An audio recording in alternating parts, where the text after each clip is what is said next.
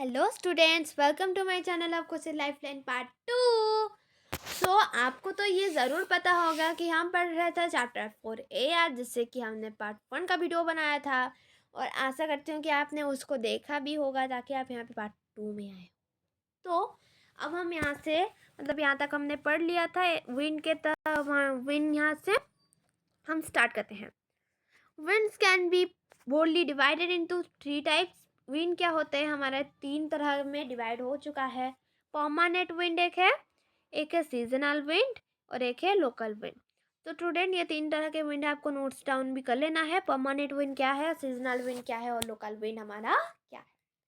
तो स्टूडेंट यहाँ पे हम ट्राई करेंगे इसको अच्छे से समझने के लिए। The trade winds westerlies and easterlies are the permanent wind. तो हमें अगर कोई बोलेगा तो परमानेंट विंड क्या है, ट्रेड विंड, जो कि हम ईस्टर्न लाइज और वेस्टर्न लाइज वो होता है हमारा permanent wind. They blow continuously throughout the year in particular direction. वो क्या करता है, through out the year blow करता है, यानी पूरा साल वो ब्लो करता है। तो इसका एग्जाम्पल होगा हमारा eastern lies and western lies. तो हम दूसरे में पढ़ने वाले हैं सीजनल विंड। परमानेंट विंड का मतलब क्या होता है आप समझ गए होंगे। वो क्या होता है, ईस्टर्न लाइट्स और वेस्टर्न लाइट्स ब्लो करता है। वो एक तरह का ट्रेड विंड्स है। वो क्या करता है, ईस्टर्न लाइट्स और वेस्टर्न लाइट्स का continuously throughout the year वो ब्लो करता है। Seasonal wind, there wind can change the direction in different season. जो सीजनल विंड होता है वो क्या होता है, डिफरेंट सीजन जब बदलते रहते हैं तब वो क्या करता है, अपना डायरेक्शन भी चेंज करता रहता है। For example monsoon in India में जब मानसून होता है वो एक तरह का सीजनल विंड होता है। वो क्या करता है, अपना सीजन के हिसाब से वो अपना डायरेक्शन चेंज करता रहता है। यहाँ पे देखते हैं लोकल विंड क्या होता है, this blow only during a particular period of the day और air in a small area. एक छोटी छोटी जगह पर वो क्या करता है, पर्टिकुलर डे, कभी कभार एक दिन में, और पर्टिकुलर इन अ ईयर, एक कभी कभार एक साल में। फॉर एग्जाम्पल लैंड एंड सी बीच, एक लैंड बीच और एक सी बीच को हम कहते हैं लोकल विंड, जो कि particular time, particular year, particular day में वो होता है। Do you recall the hot and dry local wind of north plains of India, it is called loo. जिसको भी कि हम गर्मी में जो होता है ये हो सकता है सी ब्रिज हो सकता है, लैंड ब्रिज हो सकता है। तो स्टूडेंट्स आपको पता होगा कि जब सी बीच क्या है और लैंड ब्रिज क्या है, आपने ये तो साइंस में ज़रूर पढ़ा होगा। ये बच्चे बच्चे पढ़ते हैं। अब हम पढ़ लेते हैं साइक्लोन नेचुरल स्टोरी, मतलब ये क्या है। अब हम थोड़ा सा इसके ऊपर भी नज़र हटा इसमें भी थोड़ा नज़र डाल लेते हैं ताकि ये इसका यहाँ भी कंसेप्ट हमें अच्छे से समझ में आ जाए कि क्या मामला है भाई, ये क्या है। और ये अच्छा खासा तो दिख रहा है कि क्या हुआ था, कोई टॉप न्यूज़ है तो ये पढ़ने के लिए अच्छा लगेगा ही लगेगा। तो स्टूडेंट यहाँ पे दिया है natural cyclone nature's Fani Odisha located on the eastern. Students आपको आशा करते हैं आप तो ओडिशा को जानते ही होंगे, कोई कोई बच्चे भी वहाँ से रहते भी होंगे ना, यहाँ वहाँ से ये वीडियो को देख रहे हो। मैं भी एक्चुअली उड़ीसा से ही हूँ। सो आप यहाँ पे ना एक बहुत ही बड़ा सा, मैं इमेजिन भी नहीं कर सकती, ये बहुत ही बड़ा साइक्लोन है। इससे पहले ना लोगों को साइक्लोन की कदर ही नहीं होती थी, साइक्लोन क्या है। आजकल उन साइक्लोन्स के इस इंसिडेंट के बाद साइक्लोन्स के नाम देते भी हैं लोग। ओडिशा क्या है, eastern second of India is prone to the cyclones organize in the bay of Bengal. वहाँ पे बे ऑफ बंगाल में एक साइक्लोन फॉर्म किया था ऑन 17 to 18 अक्टूबर। 17 to 18 अक्टूबर में ये हुआ था। हमारे सारे ओडियन जितने भी ओडिया के लोग हैं ये जानते हैं कि 1999 में ये जो हुआ था, ये पूरा इतना तांडव रच गया था यहाँ पे पूरा। पूरा सबको ही बोल रहे थे कि Odisha is not Odisha is now finished. वो बोल रहे थे कि अभी ओडिशा नहीं रहेगा, लेकिन आज हमारा ओडिशा 2025 ये वीडियो बना है और ये बहुत ही इम्प्रूव कर लिया है। That Divers light position of the states, ये क्या होता है, यहाँ पे आप देख सकते हो कि कैसे ऊपर छीन बीन कर लिया था यहाँ पे। The damage caused were mainly due to 3 factors. ये 3 तरीके से 3 न्यूज़ल फैक्टर्स के लिए ये हुआ था। Wind vocally rain and tide slows the wind, so the wind of up to 260 kilometre per hour last for over 36 hour. ये क्या हुआ था, लास्ट 36 आवर तक ब्लो करता आ रहा था 260 किलोमीटर। सब मैं एक्चुअली तभी पैदा भी नहीं हुई थी एंड ये तभी का मतलब मामला है। भगवान ये अपना पूरा उड़ीसा को ही सुला लिया था। यहाँ पे सबको ही बोला था कि उड़ीसा मतलब is not finding a destination, Orissa is finished. पर उड़ीसा ने फिर से स्टेट बैक मारा। यहाँ पे ना 5 रुपीज़ में आपको खाने के लिए भी मिल सकता है। यहाँ पे आप सब कुछ कर लो। थैंक्स तो हमारे चीफ मिनिस्टर हमारे नवीन पटनायक जी ने हमारे इतने हेल्प किए कि आज उन्होंने उड़ीसा के पूरे नक्शा को ही बदल दिया है। आज हम मतलब जगन्नाथ की पूरी प्रकल्प धाम, जगन्नाथ धाम, और यहाँ पे कोणार्क के लिए भी हमारा उड़ीसा प्रसिद्ध है, और Raja Rani temple in Bhubaneswar, and हमारे इतने सारे, और नंदनकानन जो कि इंडिया के सेकेंड हाईएस्ट मतलब एशिया का मतलब इंडिया के मतलब सेकेंड हाईएस्ट जू है। यहाँ पे ना सब कोई आता रहता है। यहाँ पे बहुत तरह के एनिमल्स भी रहते हैं। सो आप कभी भी आके विजिट करके जाना। हमारे उड़ीसा को आजकल ये बहुत भी बदल चुका है। भुवनेश्वर तो पूरा मतलब क्या ही बोले, बहुत बदल चुका है वो। This high vertically winds uproot trees and damage the kitchen house। कच्चा हाउस को ये क्या कर लेता है, डैमेज कर लेता था। इतना जोर से वो जब विंड आएगा ना तो ये क्या करता है, हमारा डैमेज कर तो लेगा ही। Power supply and train line snapped completely. Okay, heavy rains occurred, बहुत ज़्यादा रेन यानी बहुत ज़्यादा बारिश हुई। Under the influence of the cyclone for 3 days, 3 दिन लगातार ये होते रहे।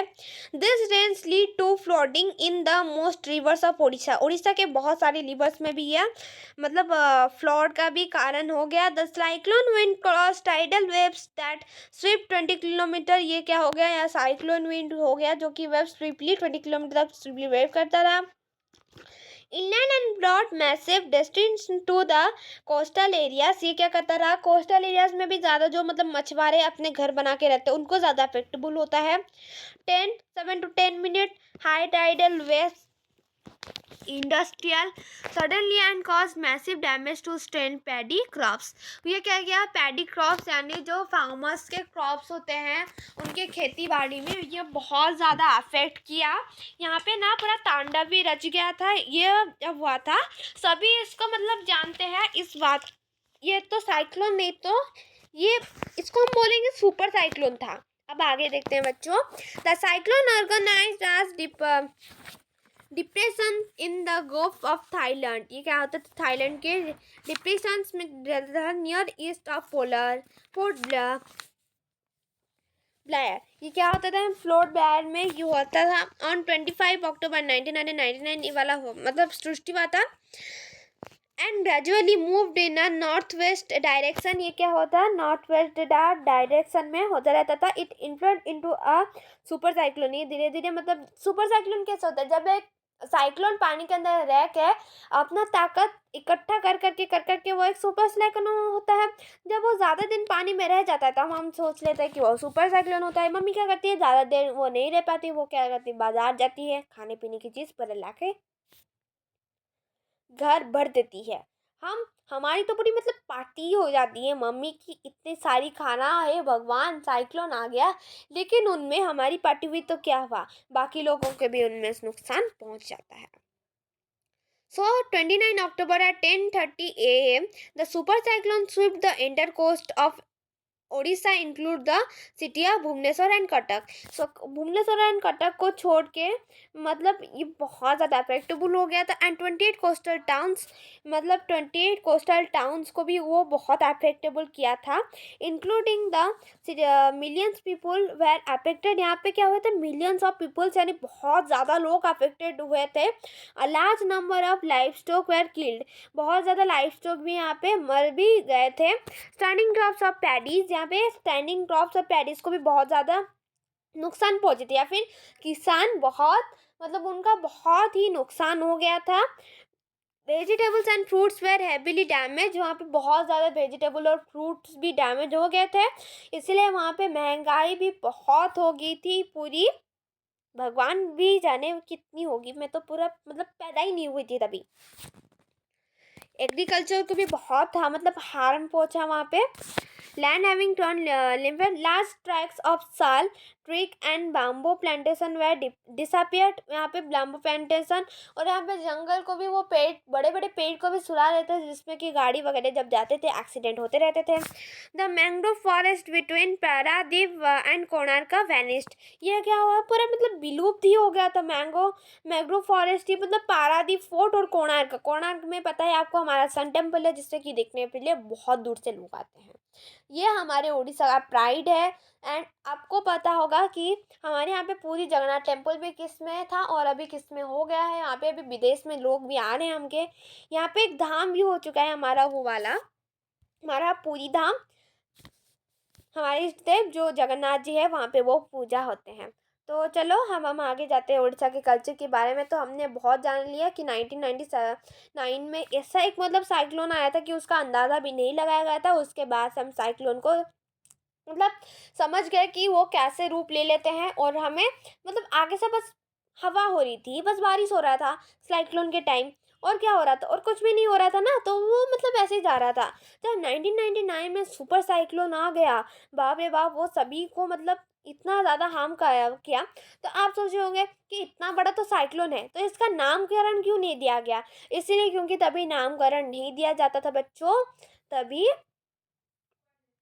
इस साइक्लोन के बाद साइक्लोन को इम्पोर्टेंस दिया गया। साइक्लोन को प्रिवेंट करेंगे कैसे, सरकार उसके लिए बहुत ज़्यादा केंद्र भी खोले, जिसमें कि लोग वहाँ पे रह सके, वहाँ पे उनको मुफ्त का खाना मिले। वहाँ पे बात्या, हम यहाँ पे कहते हैं बात्या आश्रय स्थली, मतलब वहाँ पे लोग जाके रह भी सकते हैं। ये हमारा ओडिया है, ओडिया में सरकार ऐसे ही करते हैं। और वहाँ पे ना बन्या आश्रय स्थली एमिति था है, मीन्स जहाँ पे बहुत ज़्यादा फ्लड हो जाएगा, यहाँ पे साइक्लोन हो जाएगा, वहाँ पे हम जाके रह सकते हैं। सो ये था हमारा ओडिया। तो आप समझ मत लेना कि मैं यहाँ पे ऐसे ही हिंदी कह रहती हूँ ताकि आप ओडिया हिंदी सब कुछ अच्छे से समझ सकते हो। तो अब हम आगे बढ़े हैं।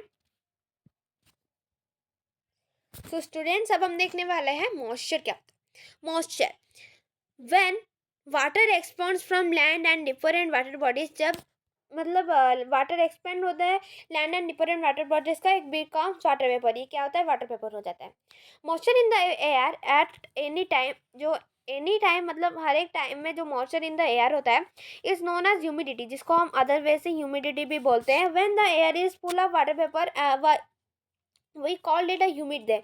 जब मतलब ह्यूमिड डे कब होता है, जब एयर मतलब डे क्या होता है, फुल ऑफ वाटर पेपर होता जाता है, हमारा एयर में बहुत ज़्यादा मतलब वाटर पेपर हो जाता है, तब वो होता है एक ह्यूमिड डे, एक ठंडा दिन होता है। as the air get warm, its capacity to hold the water vapor increase and so it becomes more and more humid। जब वाटर वेपर बहुत ज़्यादा हो जाता है तो वो क्या होता है, बहुत ही ह्यूमिड हो जाता है, इंक्रीजन ऑफ हमारा ठंडी ह्यूमिड डे हो जाता है तभी। On a humid day, clothes take longer to dry and sweat from our body do not evaporate easily, make us feel very uncomfortable। तभी क्या करते हैं, हमारे कपड़े नहीं सूखते, इसीलिए मम्मी क्या करती है, उनको प्रेस लगाएगी। कैसे, उनको तो कंफर्ट से लेके उनको पूरा कचर कचर के धो देती है मम्मी। याद है ना, आपकी मम्मी ऐसे भी करती है। When the water vapor rise, it starts cooling the water vapor condense causing formation of droplets of water। Clouds are just mass of such water droplets. ये क्या होता है ना, फिर क्लाउड्स क्या होता है, मासेस होता है ऑफ जस्ट वाटर ड्रॉपलेट्स के।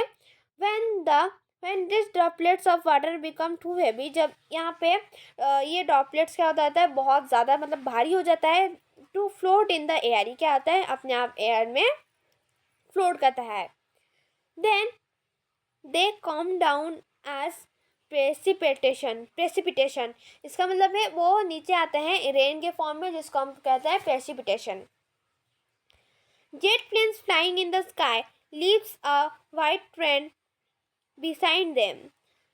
जेट प्लेन्स जब मतलब आसमान में उड़ते हैं तो हम देखते हैं कि वो एक धुआं निकलता हुआ जाता है, तो हम बोलते हैं देखो देखो एरोप्लेन, जेट प्लेन गया, कितना हाई ले गया, रॉकेट गया। मम्मी को लेके आते हैं सीधा छत के ऊपर, हम देख के और फिर मज़े उठाते हैं उनके। क्यों होता है ऐसा, क्योंकि वहाँ पे एब्सेंस ऑफ एयर होता है, वहाँ पे ऑक्सीजन के एब्सेंस होता है, वहाँ पे एयर नहीं होता है, इसलिए वो ऐसा होता है। The moisture from their engines contents, उनके यहाँ इंजन से जो मॉइस्चर होते हैं, we see trails of this content moisture of some time when there is no air movement it disturbed it। जब एयर मूवमेंट नहीं होता है, ये क्या होता है, डिस्टर्ब होता है। Precipitation that's come down to the earth in the liquid from is known as the rain. अभी मैं आपको बोल रही थी, जो प्रेसिपिटेशन है अर्थ को आती है एक लिक्विड का फॉर्म यानी पानी के फॉर्म में, उसको हम रेन कहते हैं। Most of ground water comes from rain water. Ground में वो क्या होता है, स्टॉप मतलब कितना क्या होता है, पॉन्ड को ज़्यादा कितना लेक में स्टोर होता है। प्रेसिपिटेशन जब हमारे अर्थ को आ जाता है तो हम क्या होता है, ये वाला रेन वाटर, हम इसको रेन कहते हैं। ये देखो बारिश हो गई, मम्मी कहते हैं ना जब वाटर टेबलेट भारी हो जाता है वो क्या आता है, नीचे आ जाता है। मम्मी कहते हैं हे भगवान बारिश हो गई, पकौड़े बनाते हैं, चलो चलो चाय पीते हैं। कितना अच्छा मज़ा होता है ना तभी। Most of the ground water comes from rain water. वहाँ पे बहुत ज़्यादा ग्राउंड वाटर क्या होता है, रेन वाटर से ही होता है।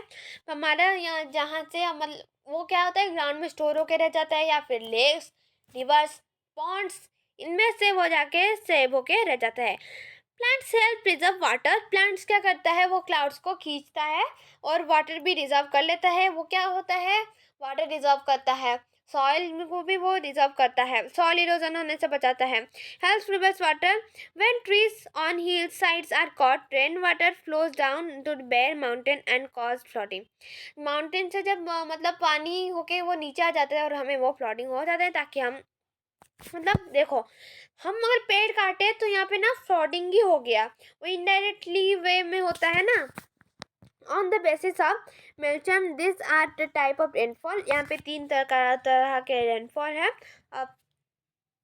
The convectional rainfall, the orographic rainfall and the cyclonic rainfall. तो स्टूडेंट यहाँ पे हमने देख रहे हैं कि यहाँ पे तीन तरह के रेनफॉल है। तो स्टूडेंट्स अब आप यहाँ पे देख रहे हो कि यहाँ पे तीन तरह के रेनफॉल है। साइक्लोनिक रेनफॉल, ये वाला साइक्लोनिक रेनफॉल है, ये वाला है हमारे रिलीफ या फिर ओरोग्राफिक रेनफॉल जिसको हम कह सकते हैं, और ये है कॉन्वेक्शनल रेनफॉल। तो हमारे तीन तरह के रेनफॉल है। यहाँ पे आपको पिक्चर के माध्यम से भी मैं आपको दिखा चुकी हूँ। Rainfall is very important of the survival of plants and animals. Rainfall क्या है, ये बहुत इंपॉर्टेंट चीज़ है सर्वाइवल ऑफ प्लांट्स के सर्वाइवल में और एनिमल्स के सर्वाइवल में। It brings fresh water to the earth surface. ये क्या करता है, अर्थ को फ्रेश वाटर यानी पूरा स्वच्छ पानी देता है। इफ रेनफॉल इज लेस, मगर रेनफॉल क्या होता है, बहुत घट जाता है। Water scarcity and drought occurs. जब रेनफॉल बहुत ज़्यादा कम हो जाता है तब वाटर स्कैरसिटी और रेन मतलब स्कैरसिटी एंड ड्रॉच ऑक्वर्स, यहाँ पे ड्रॉच भी हो जाता है। On the other hand it is more flood like places. बहुत ज़्यादा ही मगर रेनफॉल हो जाता है तब यहाँ पे हमने पढ़ा भी अभी, वहाँ पे फ्लड हो जाता है। जैसे कि आप यहाँ पे देख रहे हो 3 दिन लगातार जब बारिश हो, यहाँ पे उड़ीसा में बहुत ज़्यादा मतलब विलेज एरिया में फ्लड हो गए। विलेज एरिया में बहुत ज़्यादा इसलिए फ्लड होते हैं, वहाँ पे बहुत कीचड़ वगैरह हो जाते हैं, लेकिन वहाँ पे बहुत मतलब रेन होता है, बहुत प्लांट्स है वहाँ पे। लोग ज़्यादा मतलब सिटी लाइफ से विलेज लाइफ में भी रहना बहुत मतलब पसंद भी करते हैं। तो स्टूडेंट्स ये था हमारा फुल चैप्टर एंड एक्सरसाइज को हम देखने वाले हैं नेक्स्ट चैप्टर मतलब नेक्स्ट वीडियो में। तो तब के लिए बाय बाय। एंड मैं चाहती हूँ कि आप इसको ये वाला वीडियो आप पार्ट्स में देखना पसंद करते हो या फिर एक साथ देखना पसंद करते हो, मुझे प्लीज़ कमेंट सेक्शन में ज़रूर बताना।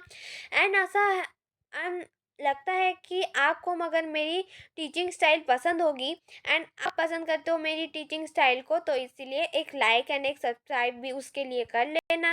एंड फिर कौन सा चैप्टर आपको मगर उसमें डाउट है तो बता भी देना मेरे को। फिर से स्टूडेंट्स मैं आपसे एंड पेरेंट्स लोग मैं आपसे भी रिक्वेस्ट करना पसंद करूँगी, मगर आपके पास एनसीईआरटी के बुक्स नहीं है तो आप इस क्यूआर कोड को स्कैन कर लीजिए ताकि आप वहाँ के बुक को पा सकते हैं। सो स्टूडेंट्स मुझे लगता है कि मुझे अभी जाना चाहिए क्योंकि अभी हमें टाइम हो गया है। एंड नेक्स्ट वीडियो में मिलते हैं हम इसके एक्सरसाइजेस को लेके। एंड आपको मगर इनमें से किसी को भी डाउट है, आप पूरा निर्डर से आप मुझे पूछ सकते हो। मैं हूँ आपका दोस्त, मैं हूँ आपका लाइफ टाइम पार्टनर, आपका एक टीचर, आपका एक हेल्पर। आप मुझे अपने तरह एक स्टूडेंट ही जान लो क्योंकि मैं आपको आपकी हर मोड में हेल्प करने के लिए रेडी हूँ। एंड मुझे आशा है कि आपको ये एआर चैप्टर का एक्सप्लेनेशन एंड इसके अच्छे से मतलब सब कुछ आप समझ गए। मैं यहाँ पे पार्ट्स पार्ट्स करके इसलिए दे रही हूँ क्योंकि यहाँ पे मुझे इजी होगा, ताकि मैं आपको नोट्स के साथ एक्स्ट्रा क्वेश्चन के साथ क्वेश्चन आंसर भी करवा दे सकती हूँ। तो students, thank you for watching my channel Khushi's Lifeline with keep learning by Khushi's Lifeline. Thank you, bye bye, and keep my channel like and subscribe with 1 like viewers and 1 like subscribers. Thank you, students, and bye bye. Have a nice day.